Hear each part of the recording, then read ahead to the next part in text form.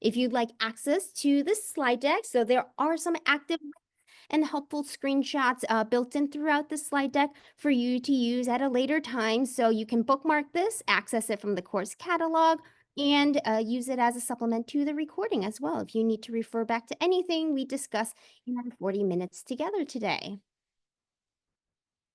All right, so our session will end at 11:30 today to give you more time to continue to learn and grow with your team. So we will have a nice stop time at 11:30 for you to continue.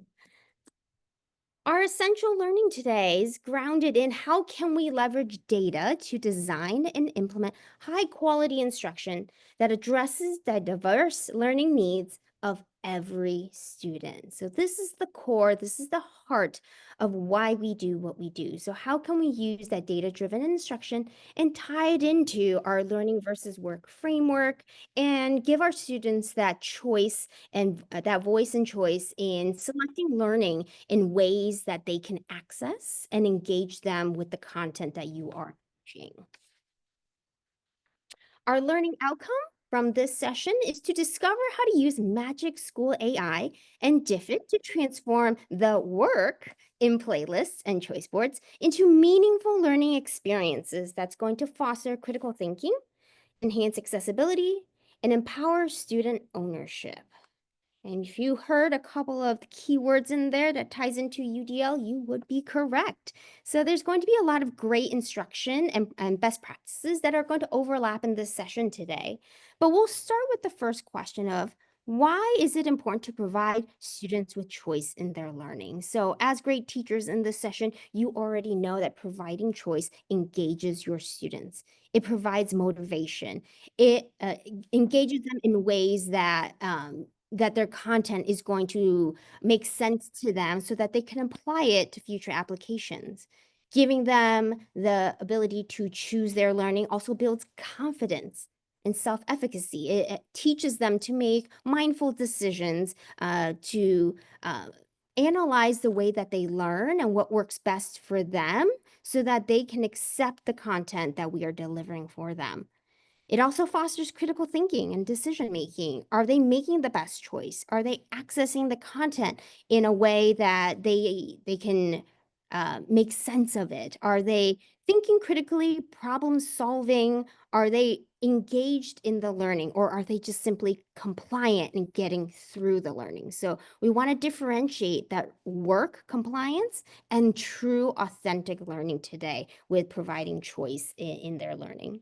And ultimately, it promotes equity and inclusion. When students see their interests, their backgrounds, their cultures reflected in the choices and authentic learning experiences that you create for them, they feel like they are seen, they are recognized, and that the learning relates and applies to them and their lives. Right. So back in September, I know that we had engaged in some conversation around work versus learning with illustrative math and what that would look like as we make that shift into a learning mindset.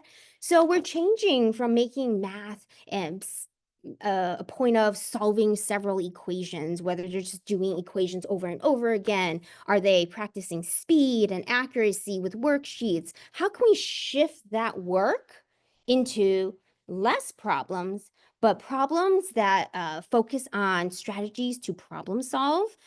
Again, that critical thinking piece is important to their learning because you want them to be able to see themselves in the learning that you're presenting. So is the worksheet going to help them connect the learning, or is it going to be authentic experiences where they're applying the knowledge that they're being taught? And the same thing for language arts as well. Are we giving them a worksheet to match specific phonics patterns, or are we giving them the opportunity to go into the classroom on a scavenger hunt, incorporate their devices? Are they taking pictures of objects around the classroom? Are they having the ability to go outside around their school site and identify objects that they see outside that match a specific phonics pattern? Are we doing book reports where they're just answering the same 5 questions? What's your favorite part? What was the most important idea? Or are we giving them authentic experiences where you can host a book review? Can they write recommendations? Give it a 5-star. We love reading. How can they show that excitement for their learning through true, authentic experiences and giving them that choice to demonstrate their learning in ways that they're excited to share with others and collaborate with their peers? So today we're going to see how Ron Richard's work of learning versus work and universal design for learning blends together. So like I said before, great teaching is not new. All of you are doing it in your classroom already. It's just packaged nice and neatly under the UDL principles. So now they have the ways to engage, represent, and of course provide action and expression. And they did go through a revamp of their wording. So they have a UDL 3.0, which I highly recommend you take a look at. It is built in a way where it is actionable from the teacher's end. So you are now designing multiple means of engagement for student interests. You're giving them varying challenge levels so that students can feel like they're accomplishing something meaningful, that they have the opportunity to reflect and say, today I want to do a mild, medium, spicy, and I'm feeling a little spicy and I want to give myself a challenge. How can you engage them in that meaningful self-reflection to engage them right off the bat when you provide those choices? When you design multiple means of representation, are you giving them opportunities to read the content, watch the content with a Canvas Studio video, or are they listening to a podcast? Giving them meaningful opportunities to choose the way that they are accessing the information can help them make more sense and solidify that learning for future application. You can also provide levels of guidance and scaffolding as well. And I'll show you in just a moment how you can do that with AI tools that are now easily accessed. And of course, designing for multiple means of action and expression. How are you providing them options for demonstrating their understanding? How do they know? How do you know if they met that objective or that essential question? And are you giving them the tools that they need to carefully create their understanding and their pathway of learning? And they also have the ability to monitor their progress and growth. That goal setting piece is a very powerful tool under action and expression where students are monitoring their growth. Is the choices that they're choosing going to be productive in their learning moving forward, or should they go a different direction? So these are the three main categories of universal design for learning and how it really enhances and shifts that mindset of just compliant work to true meaningful learning opportunities. So in this session today, we really want to focus on how you can amplify UDL and the mindset of shifting from work to learning with AI. So we know that AI now is a hot topic. There's so many things that it can do, but how do we access it as educators to be able to create those opportunities for our students?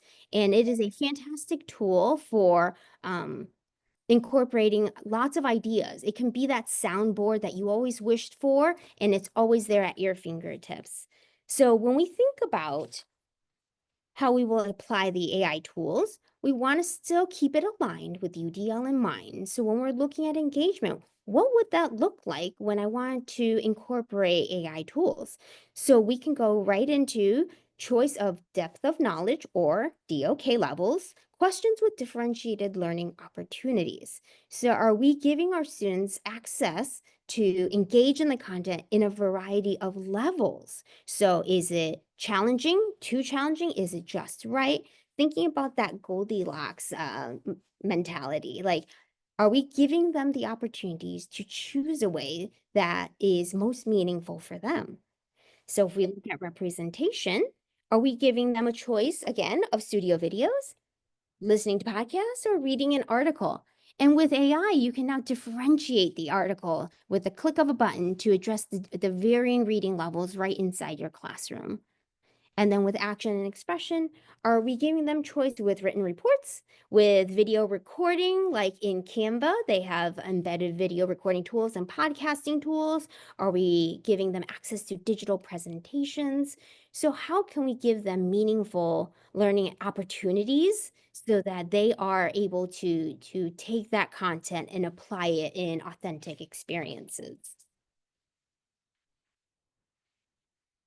All right, so now I'm going to go over a couple of examples that I've already pre-created with AI in mind, and I'll kind of talk through how I built these, and then we can do a live demo model together.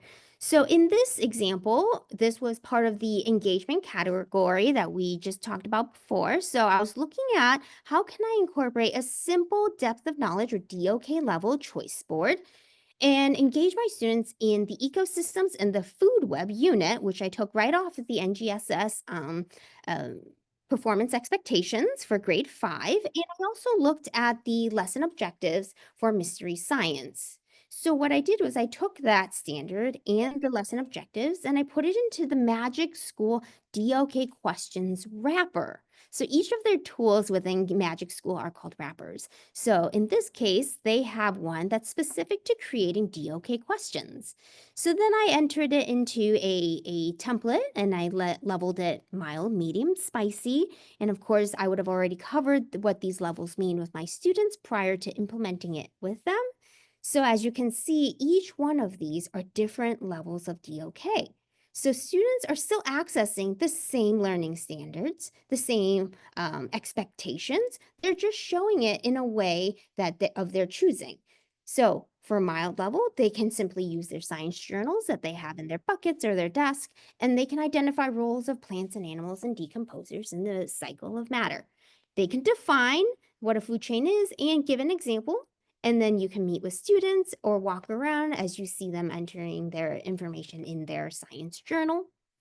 They can level it up to a medium. Maybe they want to investigate. They're very curious about the food web. They maybe saw something out at recess. They want to investigate how if a species is removed, how would that affect it? So they're prompting that problem solving, that critical thinking. They're taking their learning to the next level because now their curiosity is piqued, which is exactly what we want to shift that work to learning. So now they're going to use the camera in the Canvas discussion post and collaborate with their peers and share out their thinking by having that authentic audience in Canvas discussion. And then they can have a conversation around the learning that they're investigating. And then if they're feeling spicy, they can always design an experiment to test how changes in one part of an ecosystem can affect the movement of matter among plants, animals, and decomposers. So here there's multiple layers. So we know we talk about the 3UDL principles, but a lot of times engagement, representation, action, and expression actually overlap. So if you look at the spicy level, that DOK4, where they're designing an experiment, they're problem solving, they're thinking critically about the process of decomposers in animals and plants, and then they have the ability to choose the way they want to demonstrate their learning. So is it going to be a Canva video recording where they're doing like their remake of a Bill Nye episode, or they're creating an infographic like they would see on like National Geographic for Kids? So a lot of times they see things that they want to replicate, but they don't know how. So when we give them these options, these authentic learning opportunities, they're able to engage in the learning and apply their learning in ways that they are excited to share. So now we have another version. So prior we had a mild medium choice board. Now we're going to look at a playlist. So a playlist can be built from start to finish with Magic School as well. So in the top corner, you'll see that I have the tool called out, Magic School, and then the wrapper, in this case, is going to be Choice Board UDL. So the great news is that Magic School understands the value of UDL and the importance that it plays in providing choice for students. So they already have the UDL principles embedded in the choices that the AI creates. So that is a great tool to use to be that soundboard that you need when you're creating a playlist and you're thinking, well, I can't come up with all of these ideas. I have I have an essential question, I have the standard, but I just have no more ideas to put into this playlist or choice board. Let AI come in and help you. So I have screenshots here to kind of walk you through how I built this playlist from the very beginning. So in this example, I took a first grade benchmark unit and I added in the learning goal and the essential question. So you can put as many guiding objectives or lesson outcomes as you want to put into the AI. The more you provide, the more customized their results will be. So it does take a little bit of practice and regenerating to get the results that you're looking for. So in this case, I put in the essential question and the learning objective for that week. And in the additional details, this is where you can really craft in opportunities that will engage your students' interests. So you'll see that I mixed in my varied learners' abilities. So they prefer to work in groups, but then I also have students who prefer to work independently. I want this tool to recognize that I have varying learner methods so that when they create it, it won't just be collaborative work or only solo work. I also wanted to mention that my students enjoy using technology, so incorporating that digital piece. And for fun, the kids also like Minecraft, soccer, and Taylor Swift. So I put all those in there to see what Magic School could produce for me. And in the next screenshot, it tied in inventors and their inventions, along with a couple creative ideas that are probably better than what I could think of on my own, and it generated it in about 2 seconds. So from here, I would review it, take a look at which ones I want to use with my students. So I wouldn't recommend taking this table that they create and just plopping it into a Google Doc for my students. You really want to put your expert lens on this and see which ones do you think would be most meaningful for your students. And then you can always copy and paste this into a design that you like in Canva. So I'm going to show you my next slide. So I only chose 2 for this example. So sometimes less is more. A playlist, a choice board doesn't have to be a tic-tac-toe grid of 9 items that you're racking your brains for new ideas. It can be as simple as this or that. And then from these options, I'll go back to the choices, you'll see that these were just simple ideas. So I took the inventor poster and the group story creation, and then I enhanced it with what other tools my students may have access to. So for the inventor poster, I added in the ability to use Canva to create posters and use their design elements, or they can just do paper, pencil, and markers, just like they would in the classroom for any other drafting ideas that they may have. But what I'm looking for here is the essential question. How can a story change depending on who tells it? So they're going to use these different ways to engage in their learning and use tools that will enhance their creativity and be able to communicate the ideas that they're trying to get across. So like I said before, there are pre-made templates in Canva. So if you're looking for, well, what can I put these great ideas in, because Magic School generated in a table format? And nothing wrong with a good table, but how can you make it more visually appealing to your students? So you can always copy and then paste them in a pre-made template in Canva. They have lots of great themes to choose from. And that way you don't have to recreate any choice boards or playlists from scratch. You could just use something that they have. So it's a great time saver there.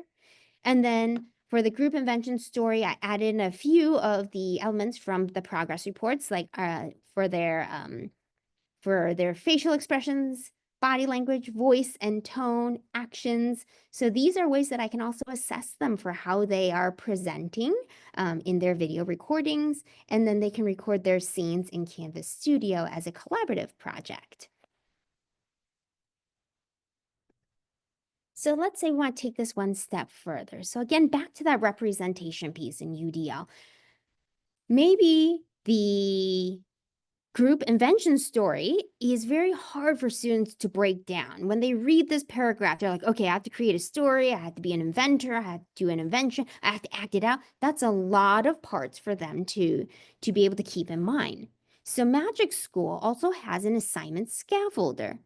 So now we're building on that playlist that we created, taking the prompt straight out of the this or that choice board playlist that I created, and I put it into the assignment prompt, keeping the grade level the same because it's for my first graders, and I asked it to scaffold the assignment.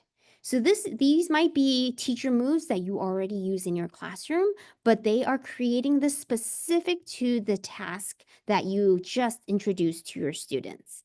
So now it will break it down into step-by-step actionable items that you can either walk through with your group that's choosing the short story recording, or you can copy and paste this into a Google Doc and turn it into a checklist.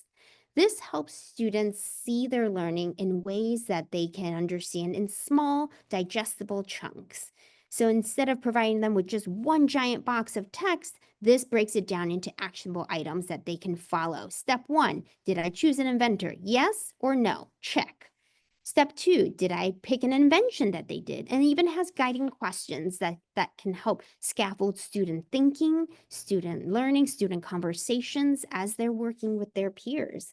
So this is a great way to scaffold it for your learners. And if you need to adjust the grade levels, it can differentiate it too. So if you differentiate it for a lower level or a higher level, it'll adjust the text so that the students are accessing the same assignment, the same option, and the same essential question, but in a way that it levels up their learning and it provides that challenge for them or differentiation that they need. And then rounding it out, how am I going to assess my students? How am I going to know that they met the learning objective and that they included all the parts that I was looking for as a teacher? So you can use the Magic School rubric generator as a companion piece to your playlist. And you can share this with your students ahead of time so they can self-assess, they can peer assess and have those productive conversations of, did we clearly describe an original invention?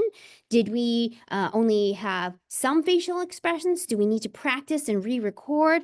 Give them the language and the clear expectations to help them build that meaningful learning opportunities as they're going through your playlist and in selecting the choices. So in this example, I selected a grade level at the top again, first grade. I want to use a 4-point scale so that there was a exceeding component. So students have the opportunity to go above and beyond if they choose to and know what that looks like in the criteria for the rubric. I put in the prompt from the playlist, and then I also included the essential question again to make the rubric more detailed to the benchmark unit that I want this specifically created for. And then I also added in that students will record their scene in Canvas Studio and post it to a Canvas discussion post to share with peers. So of course, that description can vary based on the modality that you will ask your students to turn in their work or share their work with their peers in their classroom. So you can always customize that piece as well. And if you want to add in any other customization piece for rubrics, if you have special customizations that you like to add to your classroom rubrics, you can always add it in the additional customization for rubric box. Once you click the generate, it will create a rubric for you that you can edit or copy into a Google Doc or a Canva design and share it with your students. And all of this is editable, so you do not have to use this rubric exactly the way that it is written. So if you see there's a red box at the bottom, you can edit and change any of the wording that it uses to sound more like the way you would talk to your students and what you would expect from them. So this is a great tool from beginning to end of how to use AI to help you build a truly meaningful playlist with learning opportunities where students can engage in ways that they find to be authentic and exciting to use and be an active learner in the content that you're teaching them in the classroom. All right. So that is Magic School, from prompt generation, ideas, choice boards, all the way through to the rubric piece.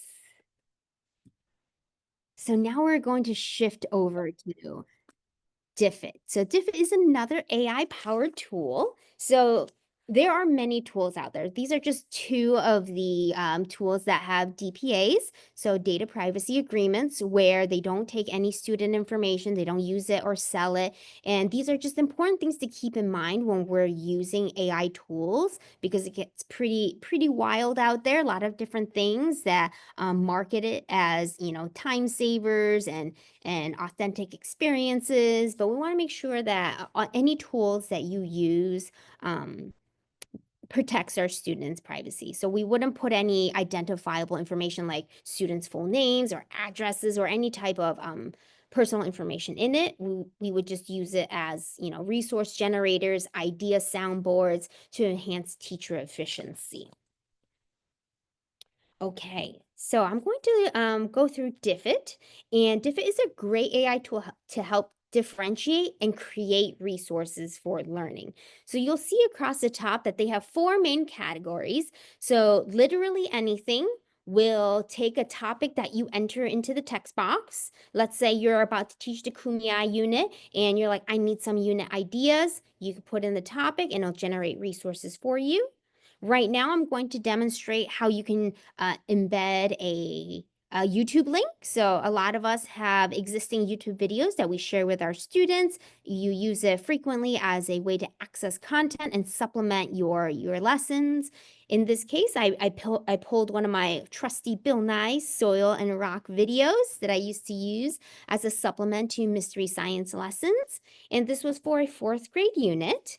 So I just entered in the URL from YouTube, adjusted the grade level, and then when I click generate resources, the left-hand side gave me fourth grade aligned options. So it will give you lots of resources to use as a companion piece to the video. So they have short answer questions with the answer keys already there if you want to use that as a discussion, or if you want to give that as an exit ticket. There's also open-ended prompts if you're having whole class discussion, or maybe students are pairing up and having those conversations around their science lesson that they just did in mystery science. And how can the video also enhance that lesson and provide an additional pathway for accessing content? You can also easily adjust the grade level as well in the second screenshot to the right, where I just adjusted it to a grade, eighth grade level, because we have varying levels in the classroom. And sometimes we just want to present questions or prompts that will help build critical thinking for our learners who are ready for that challenge. So the video was the same, so I didn't have to find another video that was more challenging, more advanced. I used the same resource, but I just had AI differentiate it for me for the students who are ready for the next level. So you'll see that the open-ended prompts does give them additional pathways for extending their learning and tying it to their environment and making connections for our students who may be thinking a little bit deeper on our lessons that we deliver.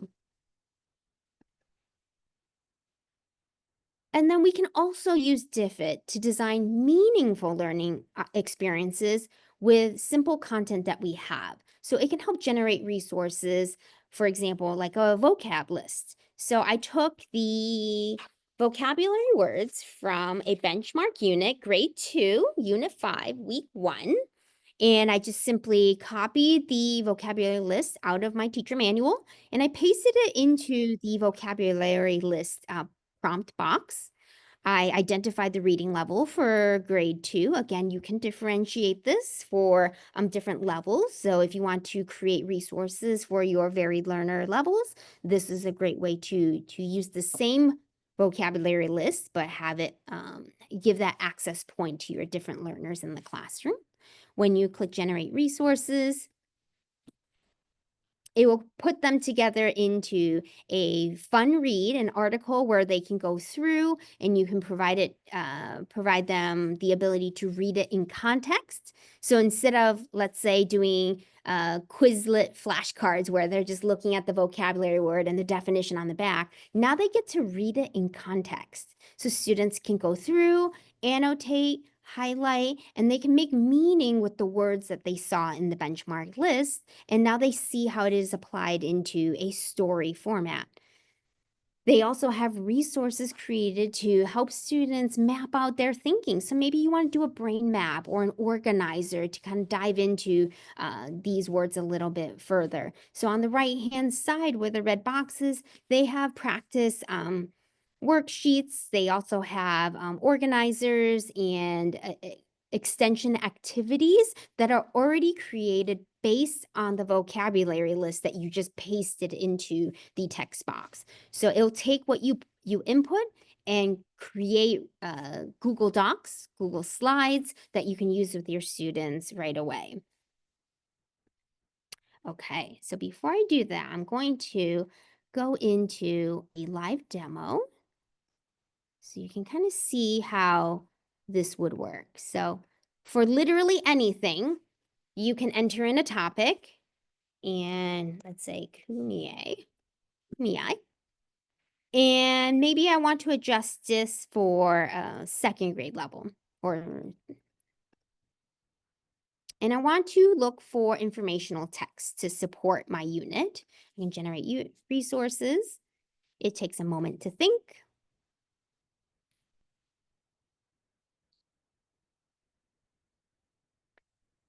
And then it immediately generates an article that you can share with your students. You could put it into your Canvas course under your unit so that they have access to it. You can adjust the length to be a little bit longer, and I'll regenerate and include more information to support your learning objective. They have images that are created that you can use. You can edit the text if you like. So all of this can be edited by the teacher. And I highly encourage you to keep the teacher in the loop for any AI created resources. So AI is still evolving. It is unpredictable, but it is such a great resource for teachers as a sounding board, as a content creator, but it will never replace you as the teacher. Your expertise, your expert lens, your experience still plays a pivotal role in reviewing the products that AI generates for you. So it will give you additional activities, short answer, open-ended activities that you can use right away with your students just by putting in a topic. So this is a great time saver and a great supplement to any units that you might have coming up. All right, so we are coming up at the end of our time. And I'll go back to our presentation. So for your final thoughts today, from the words of Ron Richart, when we focus on thinking, learning becomes a dynamic process, not a passive one.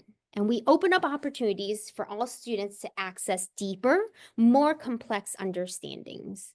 So with our session today with UDL and the helpful AI tools, we're creating engaging, inclusive environments with personalized learning and experiences for all our diverse learners, which is now a reality. So from today's session, what is one new learning from today's session that you are excited to try out or implement with your students? And I want you to take that thought and let it drive your planning and your growth and instruction this afternoon. And I hope that you're able to take one of the tools and the ideas around UDL and shifting your planning and thoughts and mindset around shifting that work to true authentic learning for your students. So if you have any questions, please use the Google form link to submit questions and wonderings. I'm happy to address any additional questions that you